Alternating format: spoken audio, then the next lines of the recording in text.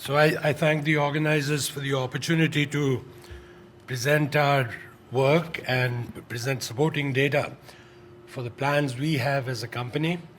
And I hope that by the time I'm finished, that you will agree that this is indeed an opportunity to make a difference in an important unmet need, which essentially is amyloid disease.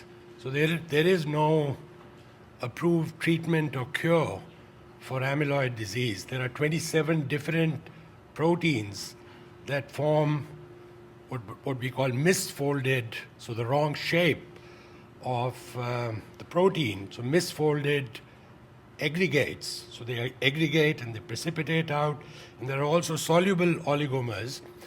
And these account for a substantial component of what we, no matter what the semantics are, how you define aging, a very significant chunk of humans essentially don't enjoy healthy living in old age and die because of amyloid disease. So the story came from the story that I'm going to tell you, and the opportunity that I'm going to recount. It comes really from 30 years of discovery research on a field that was championed as far back as Linus Pauling. Essentially, these are catalytic antibodies. They work like enzymes, and they are specific.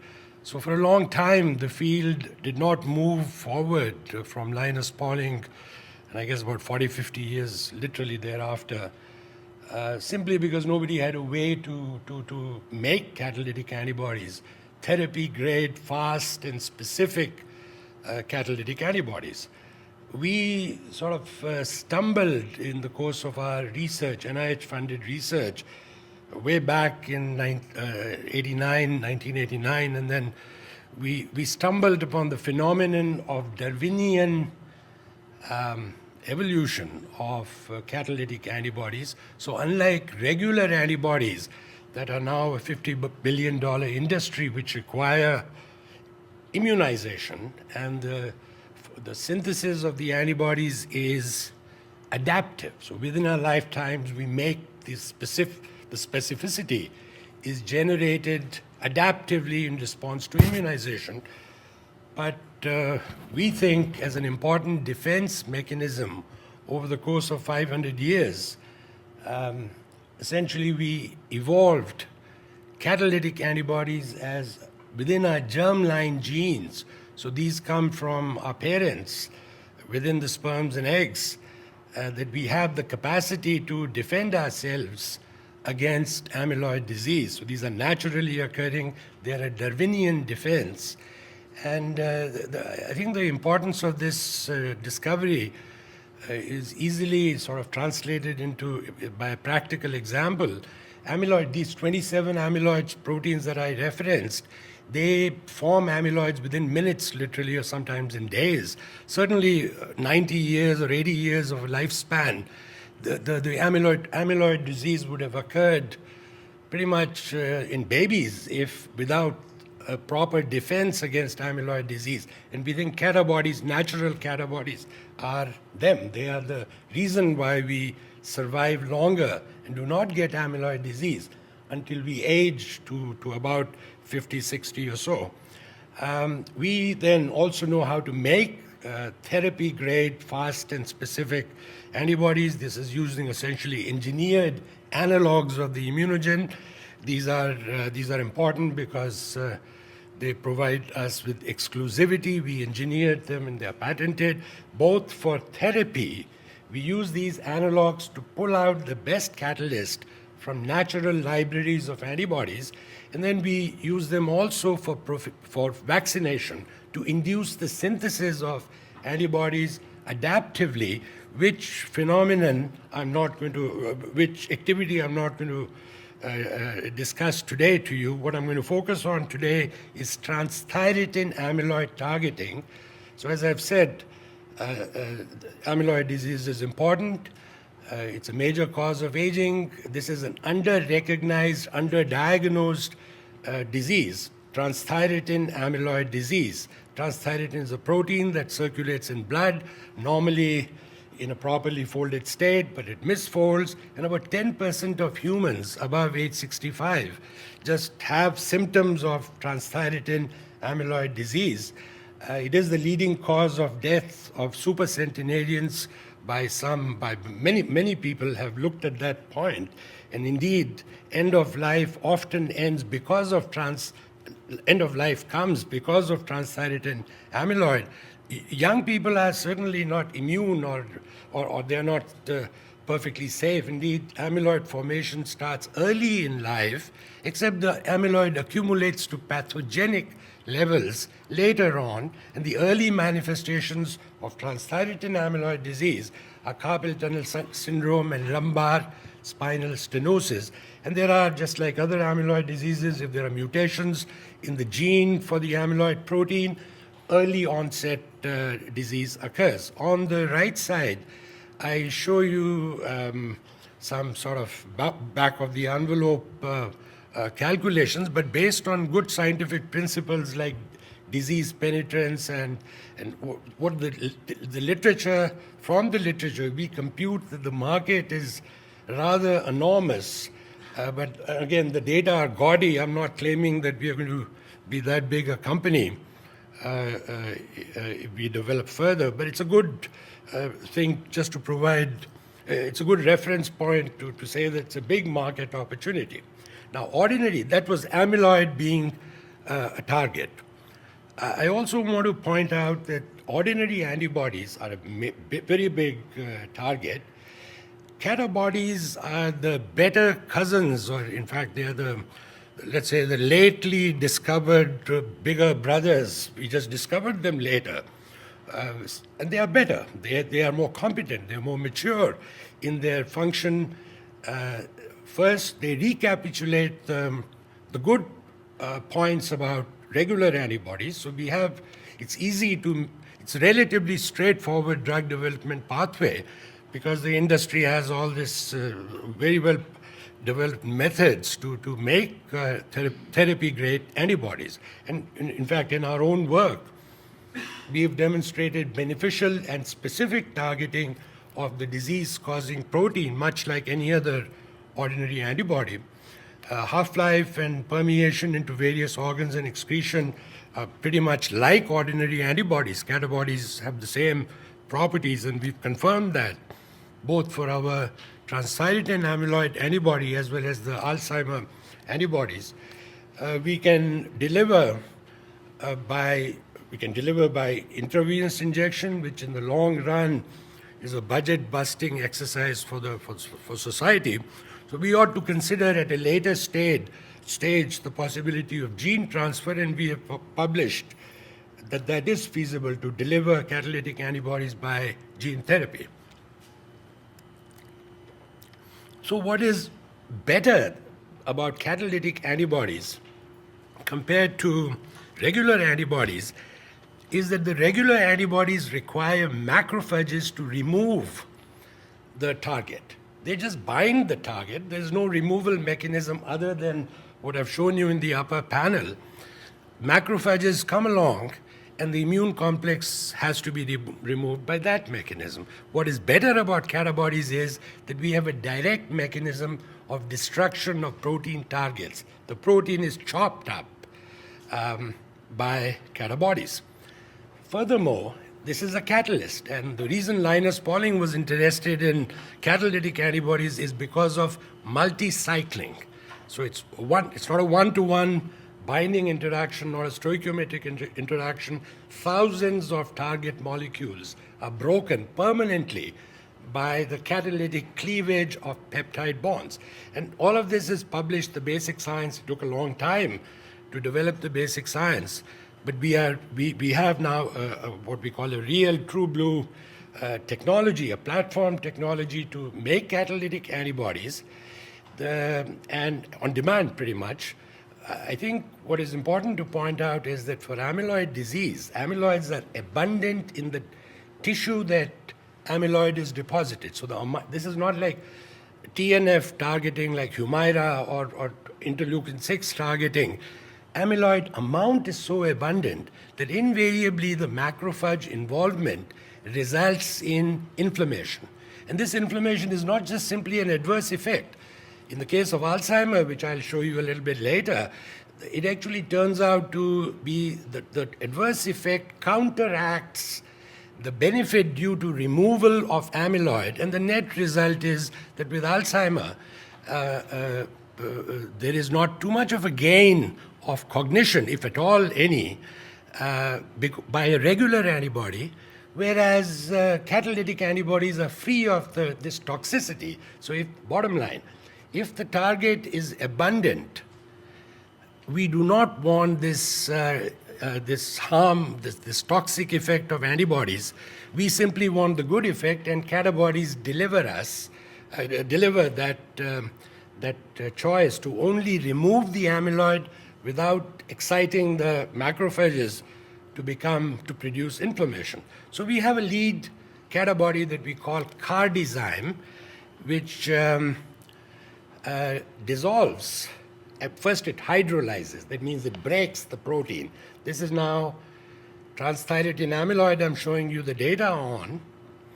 On the left is the rate of the average catalytic antibody in blood. So this is a polyclonal mixture, and all humans have these catalytic antibodies. It's a relatively slow rate, the little blue sliver. On the right is the best Catabody that we got out of a library using our methods. And we are about 1,000 orders of magnitude, 3 orders of magnitude, 1,000-fold better than this average of the catalytic antibodies that are present in human blood. And so essentially, whatever nature has delivered, we have the ability, whatever Darwin gave us or God gave us, we have improved over it by 1,000-fold simply by pulling out the best catalytic antibody.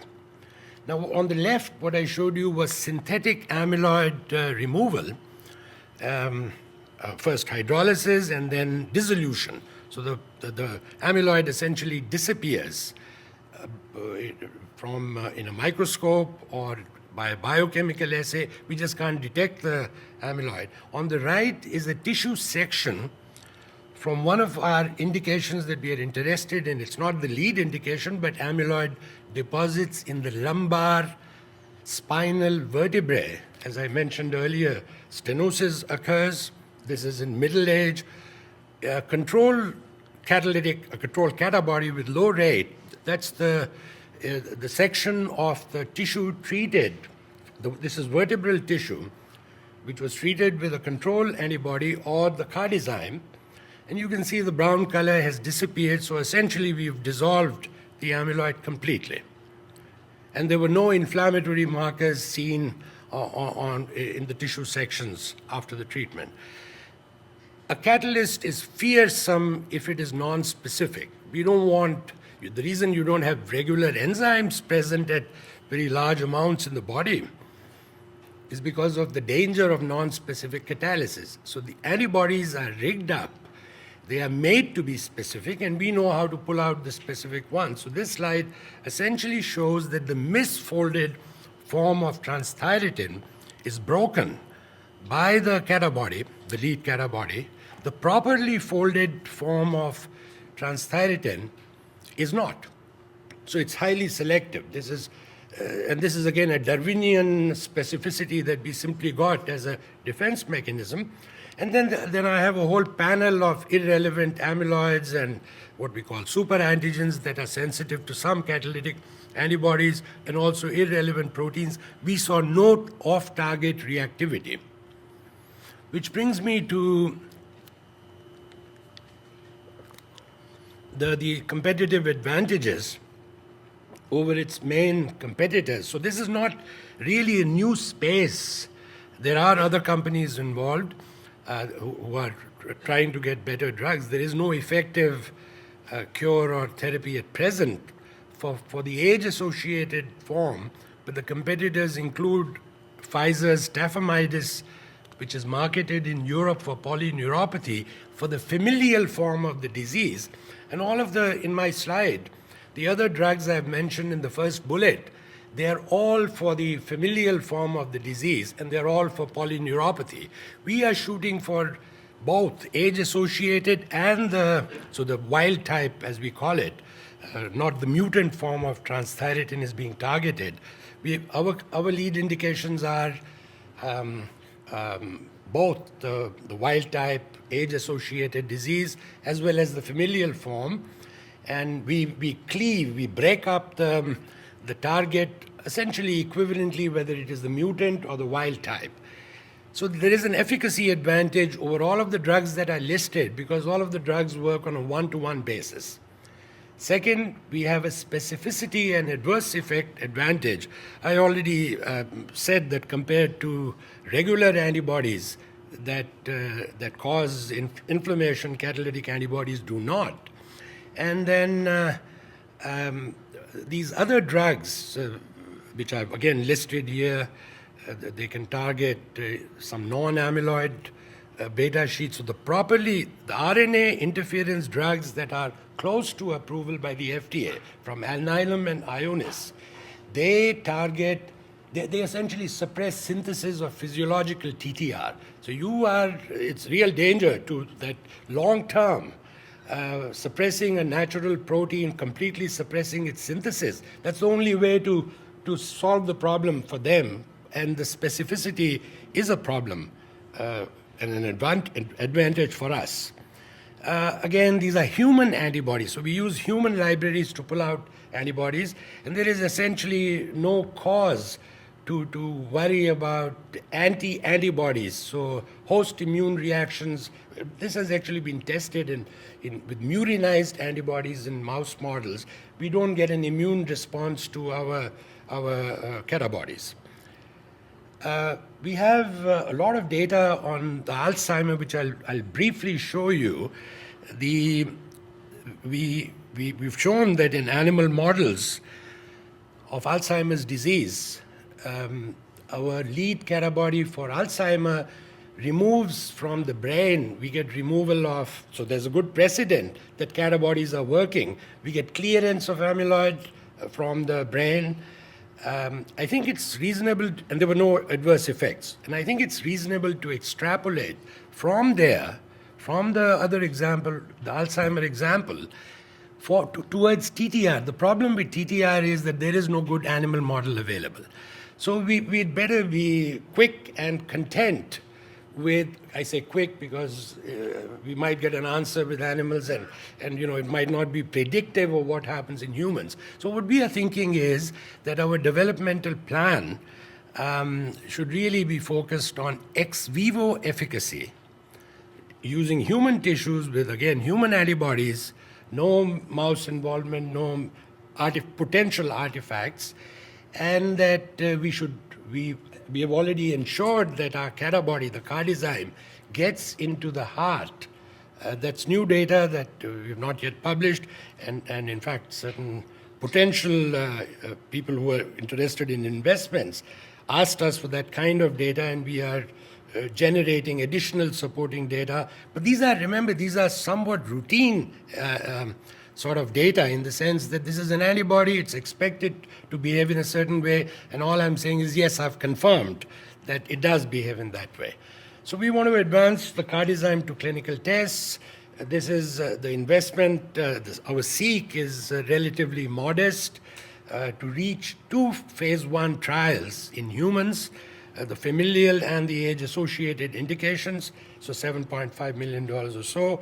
We are okay with, for value-added purposes, as was discussed earlier, we are okay with staggered funding. We can build value as we go along. I want to say that valuation is a tricky subject, and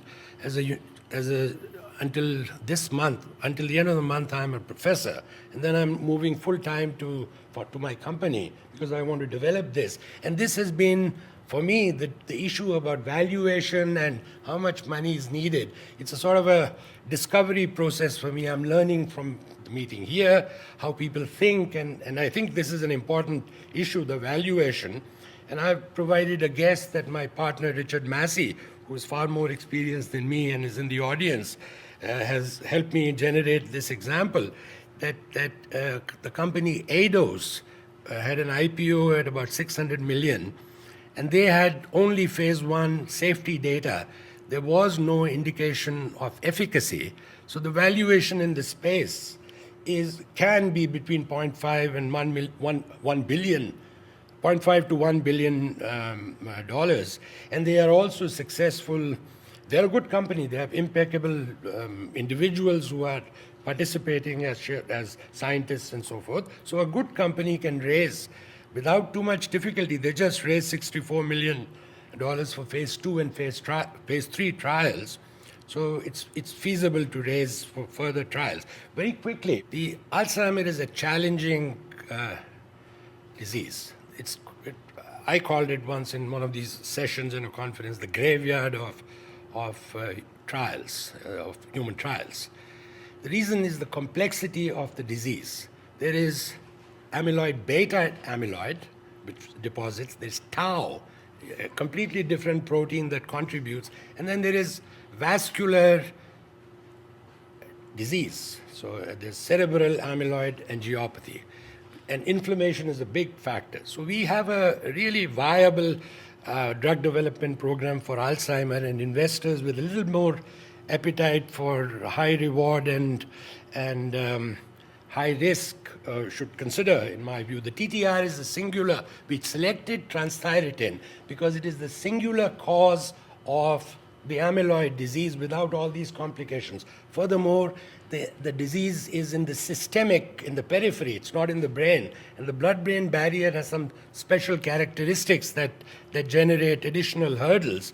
So the purpose of this slide is to say that it's a complex disease. We may need a combo, A-beta tau targeting, and we do have first here, amyloid beta targeting is fully published, both by intravenous, which is on the left side, I'm showing you dissolution of the amyloid beta, both in the test tube, that's the left side, and on the right side is brain entry of our catabody. This is a nano catabody. This is important for blood-brain barrier entry.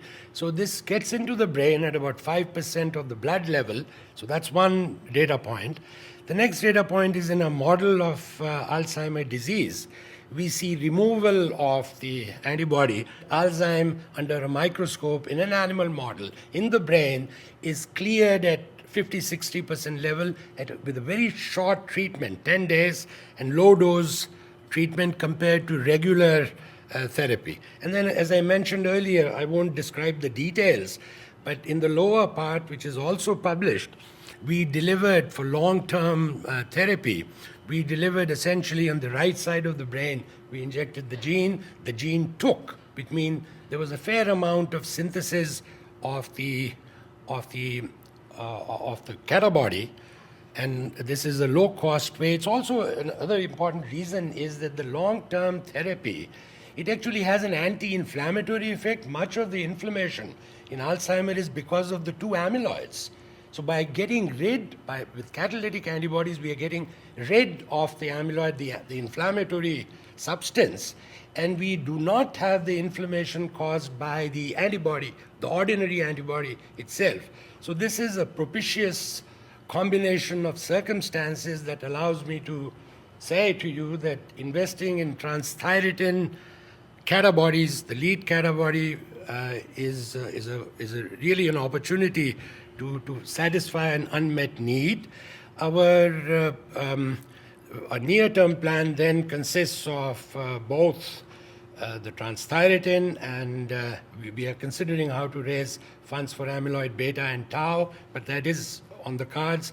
TTR is our first indication. That's our near-term Catabody plan. In terms of platform development, all this came from basic science discoveries.